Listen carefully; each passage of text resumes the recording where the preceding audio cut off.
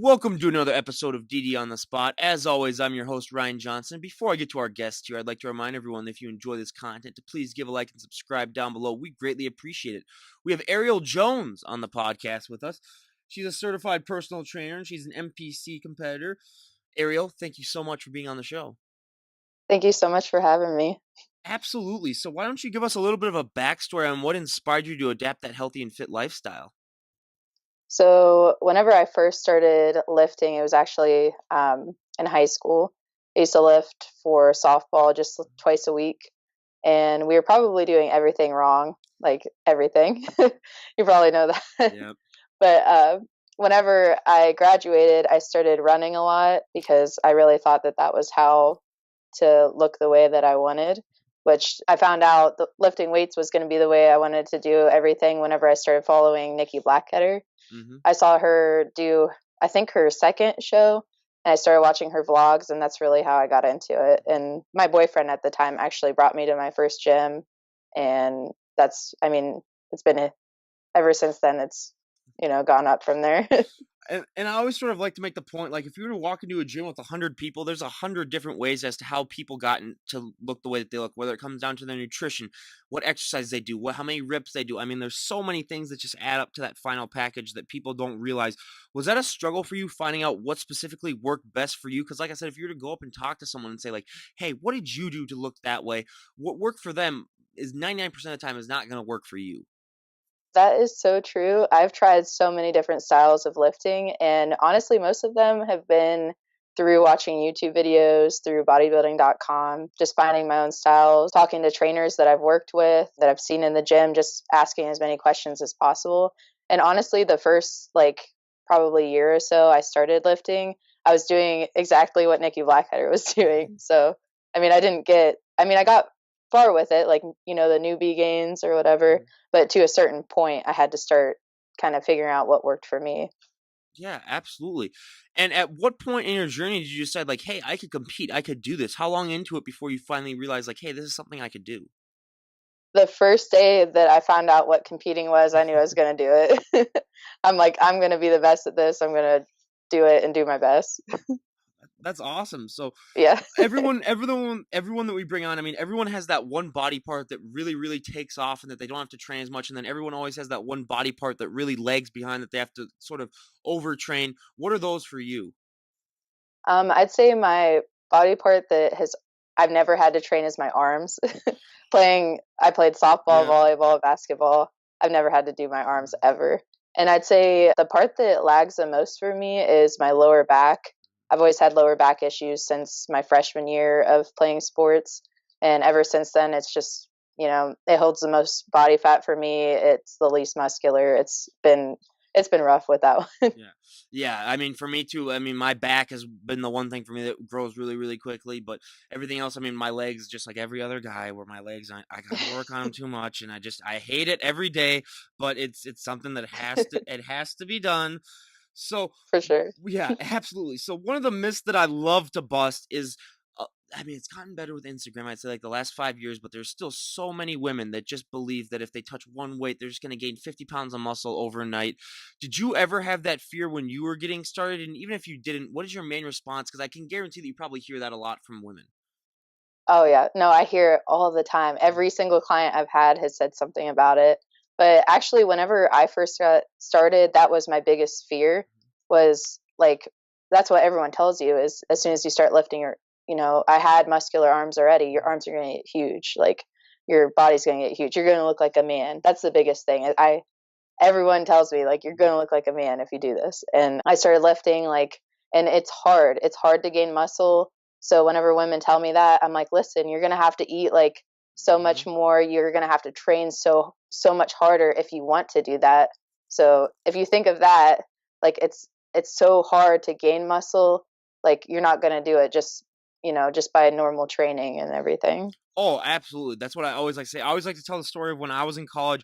One of my really good friends, she would always say, like, I really want to work out. I really want to go to the gym with you, but I'm just afraid of getting so bulky. But then I finally just said to her one night, look, the amount of weight that you carry in your purse weighs more than a lot of the dumbbells in the gym that you lug around all the time, and you are not gaining an inch of muscle from lugging that thing around all the time. And then that sort of finally convinced her, and then she came in and she really, really enjoyed it. And it's just like a lot of other things in life where you just got to try it, and then once you do try it, and realize that it's one of the best things you can do, especially for your metabolism. I mean, if you want to be, I think the number one line for any trainers going up to someone should be, "Hey, do you want to be able to eat more and not have to worry about it?" I mean, that's just the one thing that you should probably. Everyone should probably say, because That's so everyone true.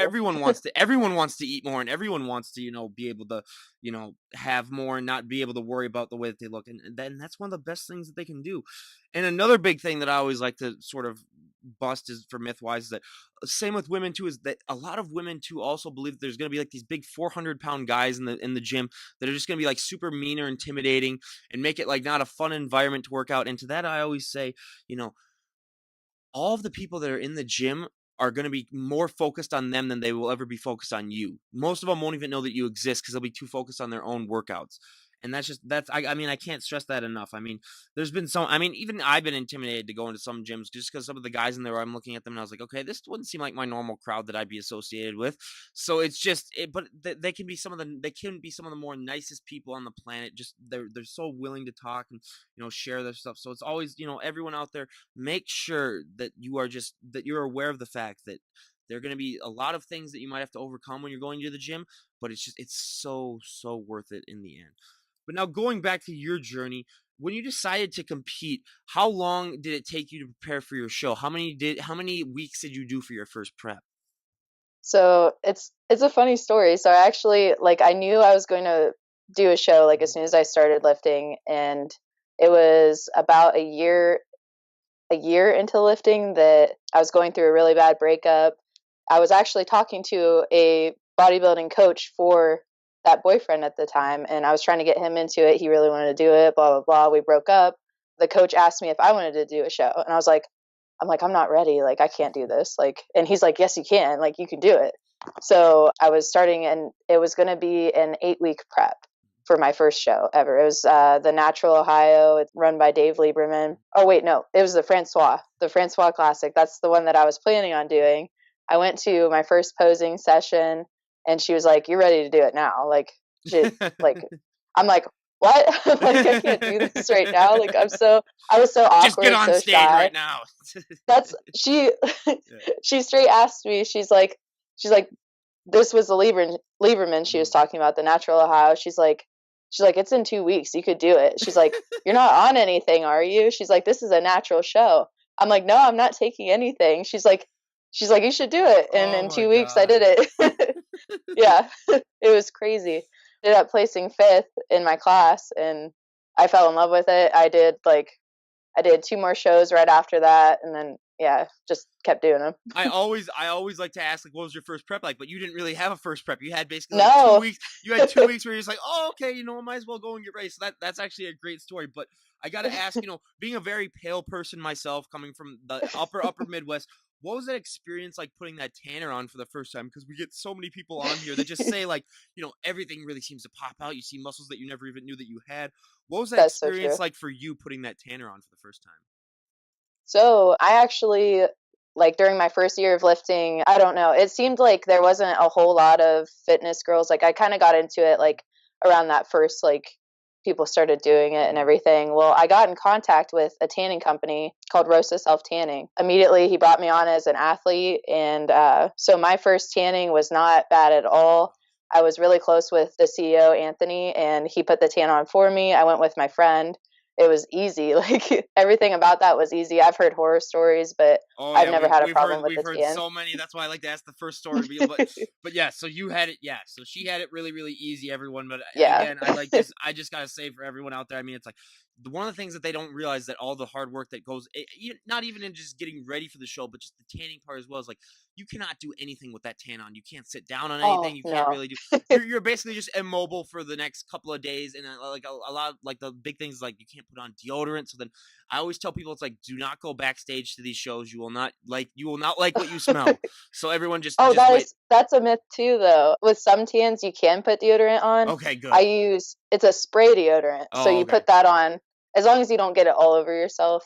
But that's so true. When you walk around backstage, it's Okay. so gross. Okay, good everyone. So there is a little bit of hope back there. You can put some deodorant on, but everyone's got to find that, because I've heard, yeah, because one of those things is like, some people go to these shows that just to to like, go and meet their athletes. So I was like, okay, do not go backstage then, because you're gonna be scarred for life, and you're like, okay, I'm never going back there.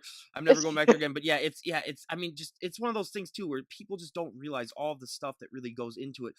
And you didn't really have that much time. I mean, like you said, you had 2 weeks, and one of the things that I always love to ask as well is, I mean, it takes a lot of courage to go up basically in front of a crowd and basically a two-piece and show off. And was that one of those things that you had to really build up courage-wise, or was it one of those things where a lot of other people on the show that just say like, you know what, I worked my butt off and I'm just going to show it off? What was the process like for you?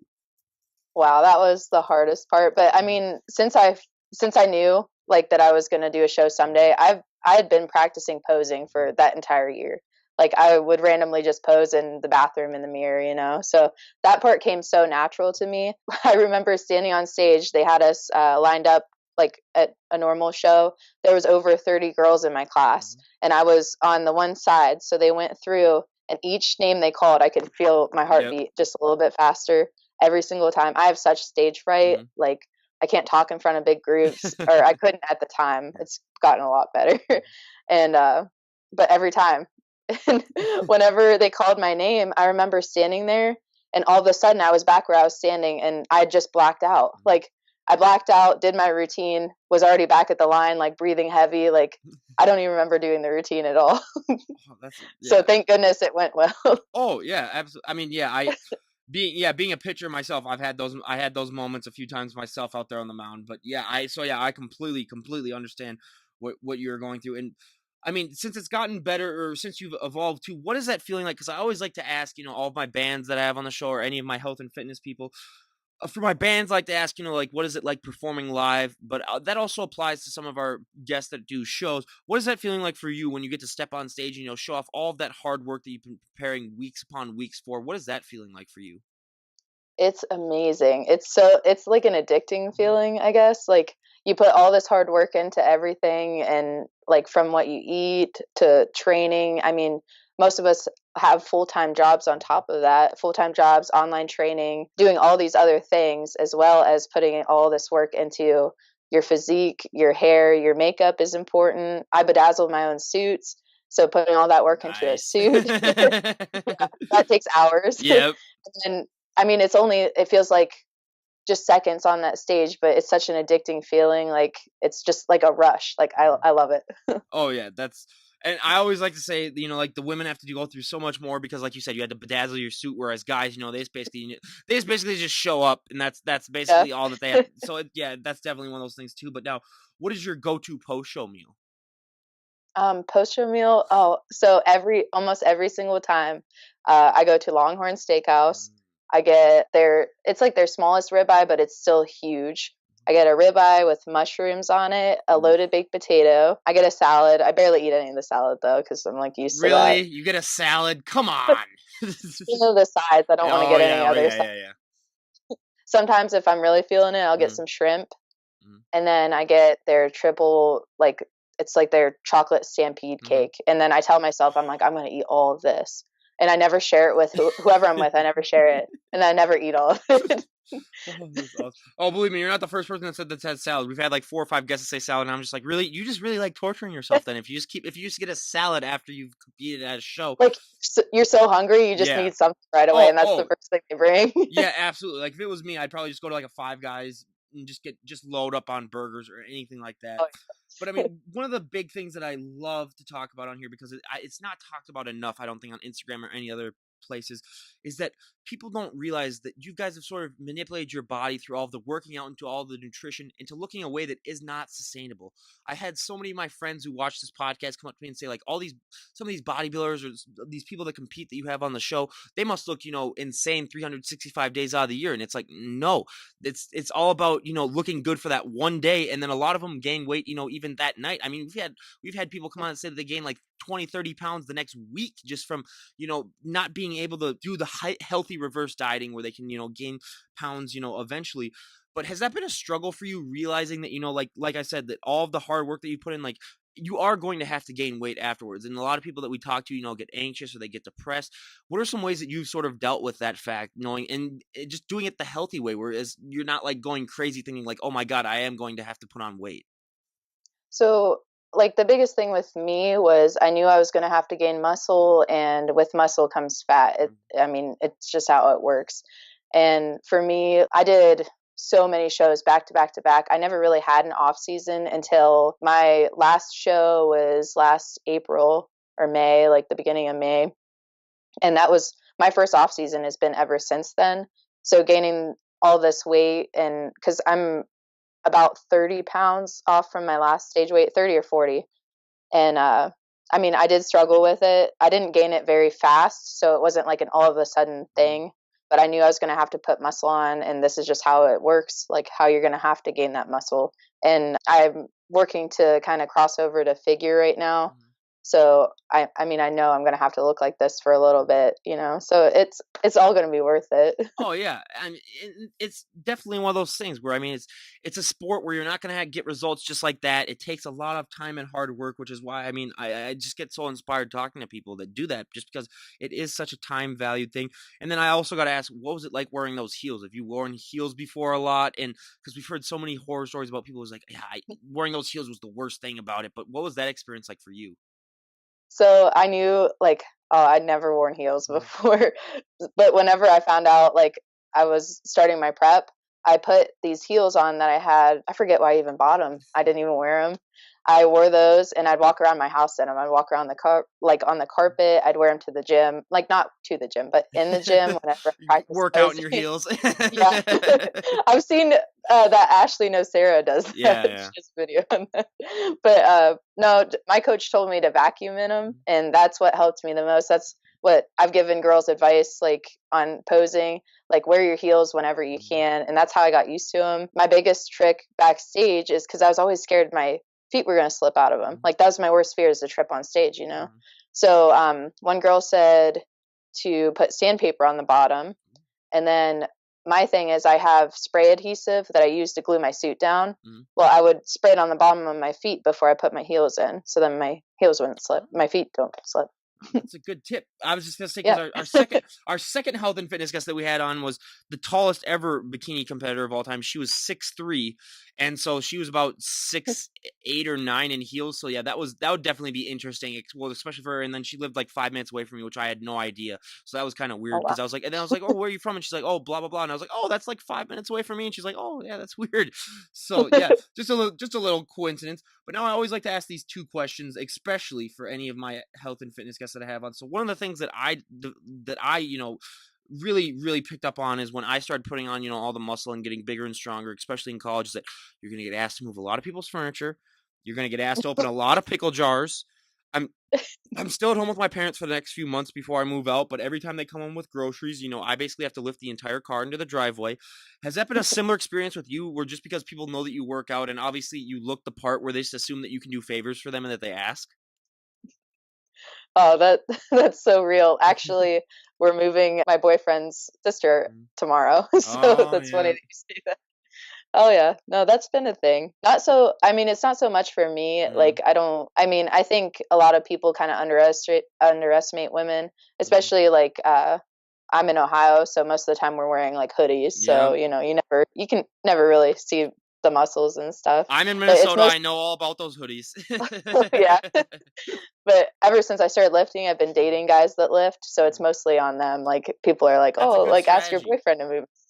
That's a Yeah. good strategy. I'll actually remember, because like also the thing with me too is that I'm 6'3", so then even if I'm in a hoodie, when people see me, they're like, "Oh yeah, that guy can do it." Where I'm just like, "Oh great," but because it got to the point where like every weekend over the summer, like friends would this last summer, every friends would text me and they'd be like, "Oh, hey, Ryan," and then they try to butter me up and be like, "Hey, I'll buy you dinner or whatever, but you got to come and like help me like lift." And I was like, "Okay," and it finally got to the point where I was just like, "Okay, I got to get my workout in before I come over there though, because I'm not going to get tired out so that I won't be able to work out later that day." But it got to a point where I just accepted it, and I was like, "Okay, fine." They do realize, that at least I do work out, so that's a minor positive. Although it did get, it still was a little bit of a pain. But now my favorite question, and this has got to be by far my favorite question is, and again, before I ask, this is a multi-million-dollar idea for anyone out there who is thinking about becoming a millionaire. Just get on it. But when it comes to clothes for fit women, your clothing options can be very, very limited. Like I always like to say, if you have big shoulders, dresses are not your best friend. Jeans are another thing that we've heard of that are almost like non-existent. You really have to buy separate things. But what are some ways that you sort of compensate for the fact that your clothing options are limited? Well, I still squeeze myself into skinny jeans, Mhm. honestly, but I don't know how it's gonna go when my quads start getting bigger. I've heard of like fitness jeans, so Mhm. I might look into those. As far as dresses and stuff, I think like I don't know, it was always a fear for me like having bigger arms, but as I've gotten into fitness and I've seen girls like on Instagram and Mhm. stuff that just wear dresses and rock them, like Mhm. I still wear them. Like I'm like, as like you build this body, like I mean, show it off. Oh, So why not? absolutely. Absolutely, 100%. That's what I always like to say. It's like some of these compares. I mean, I'm currently in a sort of, I mean, I don't compete, but I'm sort of in my off season because we're getting into the winter up here in Minnesota, where I'm just like, okay, what's the point of looking really, really shredded? I'm going to be wearing a sweater all the time. So I'll put on like 10, 15 pounds. But, so yeah, I absolutely, like if I had the arms of a lot of people that we have in the show, man, I would be snow thrown out sleeveless. I mean, I don't care if it's negative 20 degrees. I just had the snow blower. Everything else would be covered up, and I'd just be sleeveless. I mean, everything that I do, I'd be going Yeah. sleeveless. So yeah, I mean, so that's just, I mean, it's like absolutely, you got to show off all that hard work, because it's like otherwise it's almost like, what's the point if you're just gonna be like all, if you're just gonna be like all bundled up all 24/7. But we both live in cold climates, so I always like to ask this: what are some ways that, especially when it gets into like December and January, where even like in Minnesota, like I said, it can get to, it's like negative 20 up here. We'll get like a week of that, and we'll like the whole week of, or the whole month of January will be in the negatives. So what are some ways that you sort of still are able to get that workout in during the winter? Because let's face it, during the wintertime, your body's just basically tell you, hey, let's stay inside by our fireplace if we have one, and just basically watch Netflix all day. What are some ways that you sort of use to convince yourself, like, hey, I got to get up and get this workout in? It's mostly thinking like, since I compete, it's mostly like, I'm gonna do this show in spring. Do I want to look like crap? So that's kind of motivating. You're like, well, I'm gonna be in a bikini in a few months, so I better get there. Otherwise, it's not gonna go too good. Oh yeah, I know. Like I'm also lucky that I have a gym at my house, so it's literally made it Oh so easy yeah, on me where like I don't have to like get up. Like a lot of these people were like, always make sure that you have all your stuff set up in the morning so that you don't have to like convince yourself not to. So, but luckily I don't have to deal with that. But yeah, even yeah, sometimes in the winter, I mean, I like to skate, and that's my cardio during the winters, that I go and play pond hockey with all of my friends, and we skate off all of the beer that we usually drink afterwards. So yeah. it's a prefast, which it's, so I mean, yeah, during the winter it's a lot of things. And plus, like, I always like to tell people that do come up to me with that fear, it's always like, well, what else are you gonna do during the winter? There's nothing else to do. So it's like you can't really That's so make an excuse where you're like, oh, I can't go out lifting, I'm gonna go for a hike. Or it's like, no, you can't. I mean, it's like there's nothing true. else to do, so you definitely have to go out and do that. But now we go to our favorite part of the podcast, and the audience personal favorite part of the podcast, a little questionnaire where I'm going to ask Ariel here about a dozen or so questions, see how she stacks up to all of our other health and fitness guests that we've had on our show. So for our first question, what is your go-to workout song at the moment? Ooh, I have so many. So there's actually this joke between me and my boyfriend. Mhm. Um, he didn't know who Black Bear was, and I am a huge fan of Black Bear. Mhm. So anytime, like almost all of my playlists have Black Bear Mhm. on them somewhere. So anytime a song comes on and we're listening to it like in the car, like getting like pumped up, Mhm. taking a pre-workout and Mhm. stuff, I'm like, "Have you heard Black Bear?" All the time. I love Black Bear. That's awesome. I mean, I'm more of an old school where I gotta have like my '80s music, or I'll do like my Metallica or Iron Maiden. But I have the one problem. I mean, like I said, I have a gym at home, and that I use like 75% of the time. But when I do go to another gym, like, let's say, like, I'm doing lat pull downs, I wait for the beat to drop for a song, so I might be just, like, standing there like this for, like, 30 seconds, and then people, like, walk up to me, and they're like, "What are you doing? Are you alright?" And I was like, "Oh, no, I'm fine. I'm just waiting for the beat to drop." And then sometimes some of those songs that are, like, a minute and a half, I just have to, like, get on my phone and make sure to go that down. Or I'm also one of those people where, like, if I need to get, like, if I know that I'm doing, like, a super long set of, like, 5 sets for something or 6 sets, I need to have, like, a super long, like, 7-minute song, so I'll get, like, a Bohemian Rhapsody on there or something like that. Because I was like, I do not. I'm too bored. I'm too lazy to want to change the thing on my thing to a different song. So yeah, I'm one of those guys, but it's currently a work in progress. But now, when it comes to all the celebrities on the planet, if there was one celebrity that you could work out with, who would it be? Um, I think okay, whenever you say celebrities, do you mean Either one like doesn't matter. famous bodybuilder? Famous bodybuilders, famous movie stars, doesn't really matter. Shoot. Okay, so it would have been, let's see, probably John Cena. I love John Cena. Yeah. It'd probably be him. It had to be like a WWE wrestler, I think, like John Cena, or like it would have been like Macho Man when in his prime.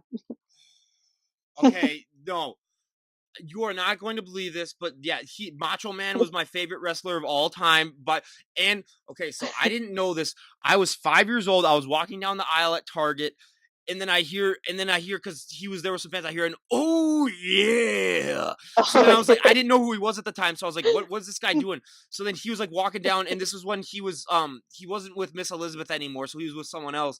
But he was there, and I was like, who is that guy? And my dad was my dad wasn't a huge wrestler fan, but he knew who he was, so he's like, Ryan, go up and like say hi to him or like get his autograph or whatever. So I didn't ask for his autograph. I was too nervous, but I just went up and I just waved at him, and then he like waved back, and he's like, "Oh hey, what's up?" And then he's just like, yeah, but yeah, it was. That's the one thing I remember about it. But then my dad's like, "Yeah, you're gonna remember this because you'll realize who it was." So yeah, but I've always been, That's so yeah, awesome. I've always been a huge Macho Man. So when you said Macho Man, I was like, yeah, you got it. That's awesome. And John Cena too. Believe it or not, you're gonna be like our 90th health and fitness guest when this gets posted. And John Cena is the first time he's ever been mentioned. So I mean, Oh, my thankfully, little brother, oh he yeah, loves John Cena. thankfully though, because like 90% of our guests say Dwayne the Rock Johnson, so I was gonna even make it. So the question I was even gonna do, like, other than Dwayne the Rock Johnson, who would be your I pick? almost said The Rock. Yeah, I know. Well, everyone almost says, but I mean, I understand that. And being a wrestler too, I mean, it's like, yeah, Dwayne, John Cena, but yeah, that is definitely a great answer. And then, yeah, I mean, that's so great. And now, out of all the celebrities on the planet, if you could train any celebrity, who would it be? Ooh, oh my goodness. It'd probably be Britney Spears, to be honest. Like, just because, like, whenever you watch like her performances, like Mm-hmm. she moves the most. Like, she's Mm-hmm. always so like she's so athletic already. I feel like that would be so fun, and she's like one of the most famous people I can think of. So that'd be really cool. Or I mean, almost by law, you would have to take her through like a kickboxing or a boxing workout just so you could say, "Hit me, baby, one more time." I would say that every single time right before she finished. I'd be like, "Come on, yeah. Brittany, hit me, baby, one more time," and then yep. Yeah. I mean, I would by law, I would have to do that. I mean, our most popular answer is Kevin Hart, but the problem with that is that, or like an Ellen DeGeneres or Melissa McCarthy, we've had all those answers. Problem with that is that Mm. those you're not going to be able to work out because they're going to be so funny that you're not going to. I mean, like I said, you're going to have probably the best ab workout of all time, but that's about as good as you're going to get with these people, just because they're just so funny. So that's the one thing. For But real. now, what is one thing that you always need to have in your fridge? Ooh, whipped cream, fat-free whipped cream. I'm Always. I just still 2 days ago got rid of my last slice of pumpkin pie so yeah, I believe me, yeah, the whipped cream, I get that 100%. I mean, our most popular answers are like chicken and egg whites, or we'll Oh no. get like the one surprising answer for me is mustard, because a lot of people don't realize that mustard is like zero Oh yeah. calories, zero fat. So a lot of bodybuilders like put that on their chicken. And I was like, okay, if you're putting mustard on your chicken, you might want to reevaluate your life's choices if you're I hate doing that. mustard. Yeah, yeah, I hate Couldn't do mustard. that. Yeah, yeah. I was a mustard guy until like I was age 3, and then I switched over to ketchup like a normal person. So Yep. that's yeah. Whenever people whenever those like I've seen people whenever I go to like baseball games, or even my uncle is the one weird freak where he'll have just mustard on like a corn dog or a hot dog. I was like, what are you doing? You're ruining it. So yeah, I mean, I get that 100%. And thankfully, you weren't some of the basic. Like we've had 2 basic people on here who are just like, what do you need? Always need to have in your fridge. And they're like, water. And I'm like, Come on. come on. I hate So water. yeah. Oh It's yeah. such that's That's probably the biggest struggle is drinking water. Oh, yep, yep. Well, yeah, yeah. Another thing that people don't realize is all of the water that you are going to have to drink. It's one of those big things. But now, what is one thing that people who follow you on Instagram would be surprised to know about you if they met you in person? Ooh, wait, so if they met me, they'd be surprised at my job, like Hmm. my career right now.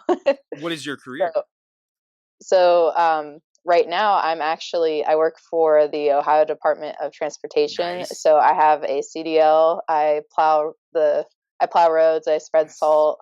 I flag. I work on the roads, guardrail, all that stuff. Hey, that's a good way to get a tan in during the summer. Oh, my farmer's tan was awesome. Yeah, I have a friend that does the same thing. He went to school in Missouri, so he's in the Missouri Department of Transportation. So now, yeah, he's just sending me Snapchats all the time of him plowing people's. Or now he's gonna have to do snow plow now that it's starting to get colder there. But yeah, so I mean, yeah, and I was definitely when I saw that on your Instagram bio, I was like, oh wow, that's interesting. So that would be Yeah. an interesting job.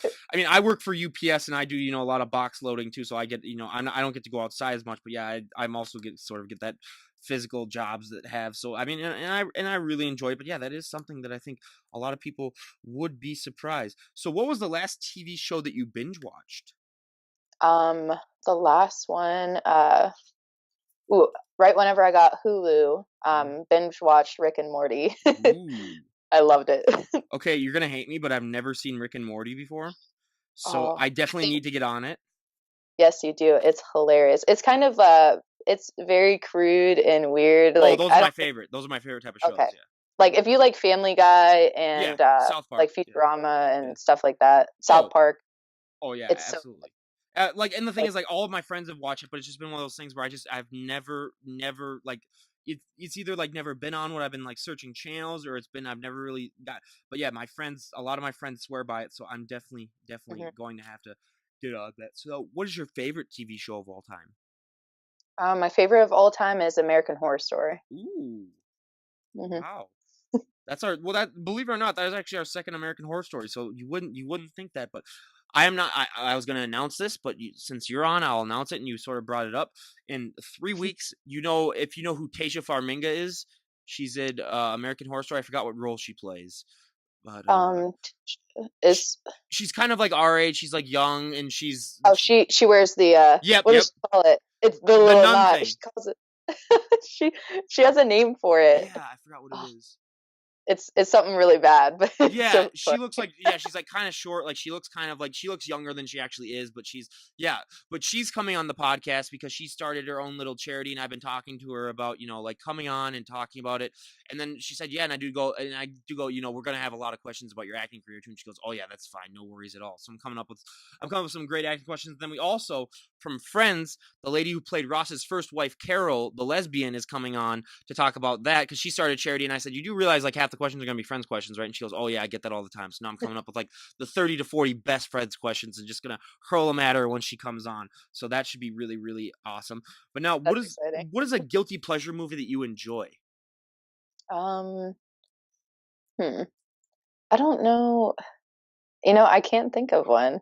Like, what do you mean, like guilty pleasure? Like a Like, movie that you personally enjoy, but like you wouldn't admit it to your friends. hmm. Oh, that is such a hard one. I'll give you mine first. So mine, all Yeah. my guy friends out there, close your ears. You never heard this from me, but Princess Bride is my ultimate guilty pleasure movie. Like that's my date night movie. That's Oh my my movie that gosh. That's my. I mean, I can quote most of that movie. So yeah, that is my. Okay, all my guy friends, you can listen back on again. I'll never admit it in public, but that is my guilty pleasure movie. That's so awesome. Yep. Okay, so I'd say like I wouldn't say I wouldn't admit it to anyone, Hmm. because I think all of my family already knows this. But I'd say the SpongeBob movie. I actually, yeah, I love it. Whenever you said that you wouldn't admit it to your friends, Hmm. I actually at Thanksgiving, we have like the kids table, the adult table. Well, my uncle asked me, he's like, Ariel, do you know what a carburetor is? And I was like, I know what that is. Like, I can't think of what it is. And he was like, okay, well, who's SpongeBob's best friend? I was like, it's Patrick. And he goes, you're sitting, you're sitting at the kids table. Oh, Oh, jeez. Yeah, that. I'm not gonna lie. When I was young, I had the SpongeBob movie soundtrack where I played that Goofy Goober song when he does I the sang rock it and all roll this version of it. Yeah, I used to listen to that all the time. So yeah, a huge SpongeBob guy myself. Just because we both grew up in that age when it was really pop, and they're still making new episodes now. I didn't even know that. I still watch it. Yeah, I didn't even know Still that either do. because I was just flipping through like a year ago on Nickelodeon and it came on and I was like, wait, this is a new episode? Like I thought they were done, but yeah, apparently they're still churning out new episodes. So I was really shocked by that. And now this is a completely new question that I decided to add on because I thought it'd be really, really cool. So also movie wise, what is one movie that you have never seen that is a very, very well known and popular movie that you always get like that people are always surprised to know that you've never seen? Ooh, my boyfriend just said something about it the other day. I can't. It's the Rocky movies. I've never seen like a full Rocky movie. I've seen like excerpts, but never actually sat down and watched it. Oh Yep, God. that's the reaction I get. Mm, okay. I'm the Okay. worst. I know. I was gonna say like Rocky Four. That is like a third of my soundtrack when I train heavy, just because that's some of the cheesiest '80s like hype music, but it's so good. Where it's just its cheesiness is just so. I mean, I can't even put into words, but yeah. I would say, yeah, whenever you have the time. Well, I mean, your boyfriend is not being a proper boyfriend if he hasn't just forced you to sit down and watch all the Rocky movies with him. So I don't know Oh, what he wants to I don't know. already. I was gonna say what he's doing. I mean, I don't know. Wait till she's asleep and then just duct tape her to like a couch and then just force her. Have those things where like her eyes are forced, so and then just play off. Don't watch the fifth one though. The fifth one is just. It's not even like a real movie. It's awful. So I'd say Really. just watch the first four is the only ones that you're really gonna need. But yeah, the Rocky movies are huge for me. So now I gotta come up with that because I've been thinking about what's a big movie that I've never seen. I would probably have to say any of the Star Trek movies. Never watched them. Oh, And I haven't seen those either. yeah, I was never a Star seen. Wars person. Oh, absolutely, absolutely, and just I mean, this the whole new trilogy, the way that that's been going. I don't know how much longer I'll stick on to that, just because I don't know about you, but after when I was about 15 minutes into the Last Jedi, I went there with my two brothers, my older one and my younger one, and we just looked at each other and we're like, "Do we want to leave? like, what's going Is on that with bad? this?" Did you see it, the Last Jedi? No, I haven't. Okay, yeah. So you might want to skip. I mean, just like they try to make it like a comedy movie when it's like Star Wars. I mean, yeah, you can have a fun joke every now and then, but it's not meant to be like it's not meant to be like an Anchorman where it's like it's so Yeah, that's one of my big pet peeves. Absolutely. So now, if you could have lunch or dinner with any historical figure, who would it be? historical figure. Oh, I've never thought of this one. Hmm. Who would it be? It'd be. I don't know if she'd be considered historical. That would be mean. Never mind. But hmm, Anybody's historical, really. So who would it be? um, I just don't. That's like calling her old. Who? Twiggy.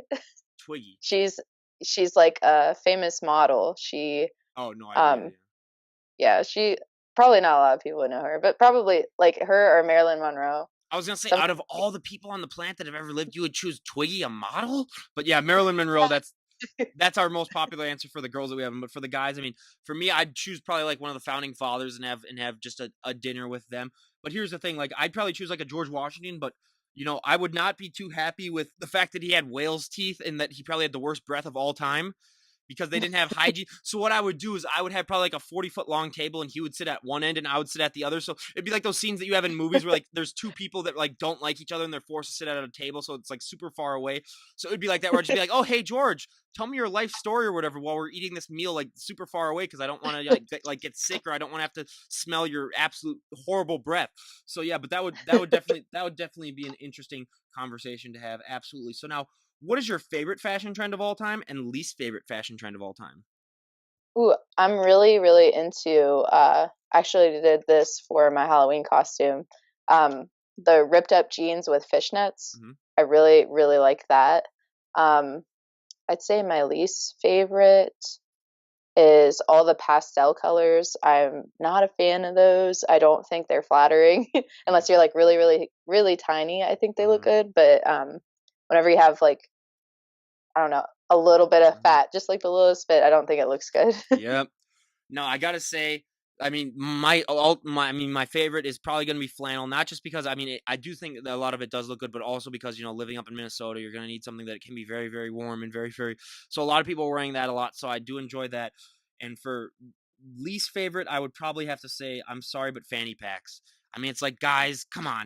Girls can wear fanny packs, but guys trying to pull. I mean, in the late '90s, my dad tried to pull off a fanny pack for like a year or two. So I mean, I still like when we watch old family videos, I still get scarred by that. Where I was like, "What were you thinking, Dad?" But it's just, yeah. I mean, it's one of those things too. And also, I mean, it can be good, but it depends on who wears them. Crop tops. Some people are just not meant to wear crop tops, while other people are. Like, I don't think Yeah. I need to describe the people that shouldn't be wearing crop tops, but I do see that every once in a while. Where I was just like, "Come on, come on." Just or Uggs Yeah. too is another thing too, where it's just like you got to put some effort into your appearance, Oh, just a you little don't bit. like Uggs? I do not like I don't know, just because like I've seen too many old people trying to wear them where it's just like and then you can see like all of their old feet that are just like all and they don't wear socks too, which is what old people normally do. But then yeah, I don't know. Uggs are I mean, I've never tried them, and a lot of it does get it's so cold here 9 months out of the year where you're not going to see that many people in Uggs, but during the summertime. Yeah, I see that every once in a while, but Uggs. I mean, it depends on really who's wearing them too. So it's just it's a hot or cold issue for me as I'm concerned now. But now for our two final questions on the questionnaire, if you could change one thing about the sport of bodybuilding and you had the all-knowing power to do so, what would it be? Hmm. I would change that. Oh, you know what it'd be? A lot of people think that whenever you place high, that you're sleeping with the judges, and I think that that is the biggest myth that I've ever heard. I've placed at multiple shows. I don't sleep with anyone that is on the judging panel. I don't Wait know a any of minute. So you're telling me that I them. didn't have to sleep for that judge for first place? No, Damn. not even close. I was tricked. No, yeah, I hear that all Yeah, the I've that's heard the that, worst. yeah. Well, and Yeah, because it sucks. It's like whenever, like my first show, I'm sitting there, I didn't really know that much, like, and I overheard these girls beside me, like, oh, those girls were sleeping with the judges because they placed, blah, blah, blah. They didn't look that good. And I'm sitting there, like, I was in the top call out. Like, I don't remember doing that, you know? It's just a common misconception Oh and yeah. Well, and it's that's especially with the nasty. women too, because I've never heard that really with the guys. But I mean, that's another thing that the women just because I like to have women on here too, as well as guys when it comes to bodybuilding, just because they go through so much. Along with they could probably go through a lot more than the guys. Because I always like to say, because you always have to balance, the femininity and all that other crap that they always like to say about like you don't want to look so muscular, or whatever. Because I always like to make the analogy like if we were driving down a highway, men and women, men it's just a straight lane where they can just go as fast as they want. Where women they have to like weave and they have to like go through underpasses, and it's just so much harder for them to really with it when it comes to competing. So that's why I love having women on. But now for the last question of the questionnaire, if you could go back in time and talk to the 18-year-old version of yourself, what would be the best piece of advice you would give her? I would tell her to be more independent, like to stop relying on other people to feel good about yourself, and to work a little bit harder just so that you don't have to rely on anyone. Oh, absolutely, and that's that's a huge thing too. Where I mean, mine it would be like you're not gonna be able to please everyone because I was a huge people pleaser back then. Where I just make sure that it was is everyone happy? Does everyone like me? Just stuff like so. Yeah, I would basically I would change that 100%. But now, are you currently like you said you've competed in a few shows? Are you currently what is your process like now? I mean, are you sort of in your like you said you're in your off season trying to gain some more muscle? But when are you? Is there a show date that you have prepared that you're gonna compete at next? Yep. So I'm actually doing. It's the same show that I first competed in, my first show ever.